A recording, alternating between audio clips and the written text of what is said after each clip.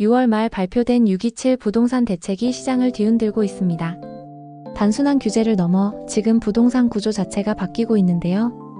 오늘 영상에서 핵심 내용을 간단하고 명확하게 정리해드릴게요. 627 대책 이후 부동산 시장의 판이 바뀌고 있습니다.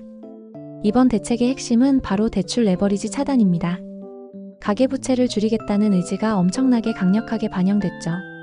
LTV 한도 제한 즉 수도권 규제 지역 최고 6억까지만 대출 허용, 2주택자 주담대 금지 즉 사실상 LTV 0%, 입주 요건 강화 즉 대출 후 6개월 내 입주 안 하면 대출 회수, 전세 보증 축소 즉 보증 비율 90%에서 80%로, 신용대출 제한 즉 소득 이내로 축소 및 정책대출 총량 관리 강화.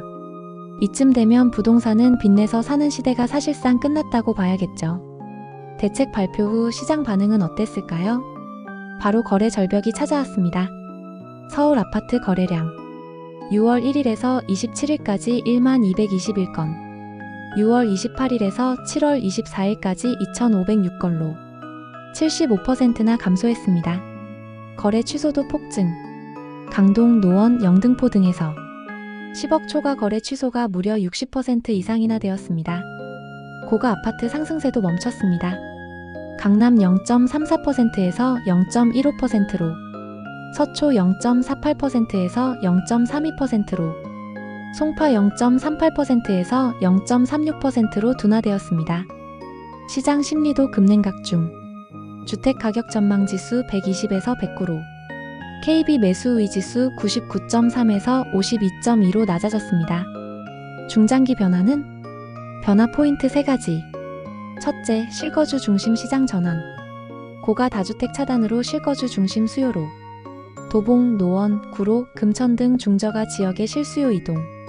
둘째, 현금 부자 중심 시장으로, 대출 안 되니 현금 있는 사람만 매수 가능하여 거래 양극화 및 자산 격차 심화 우려. 셋째, 상업용 부동산으로 이동. 주거 규제 심화로 일부 자금은 꼬마 빌딩 상가로, 마곡, 성동, 강서 등이 관심 지역으로 부상하고 있습니다. 그렇다면 앞으로 부동산 시장은 어떻게 흘러갈까요? 우선 단기적으로는 하반기 시장에서 거래량이 더 줄고 매수 심리도 위축될 가능성이 큽니다. 대출이 막히고 자금 여력이 있는 수요자만 시장에 남게 되기 때문인데요.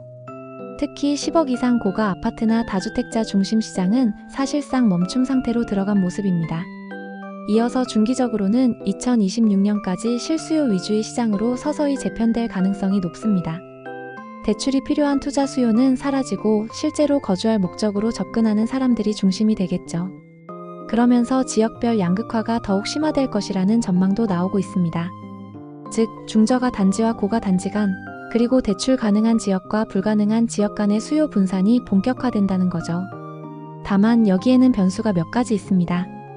예를 들어 추가적인 기준금리 인하가 단행된다거나 혹은 정부가 공급 확대 정책을 병행해서 내놓는다면 시장 분위기나 흐름은 다시 바뀔 수도 있습니다. 결국 지금은 시장 자체가 구조적으로 바뀌는 과도기라고 볼 수 있고 정책 방향, 자금 흐름, 심리 변화가 복합적으로 작용하고 있는 시기입니다. 정리하자면 627 대책은 빚내서 부동산을 사던 구조에 제동을 걸었고 이제는 현금과 실거주 중심의 시장으로 바뀌는 신호탄이 됐습니다. 앞으로 부동산 시장에서 중요한 건 딱 3가지입니다. 첫째, 현금 유동성.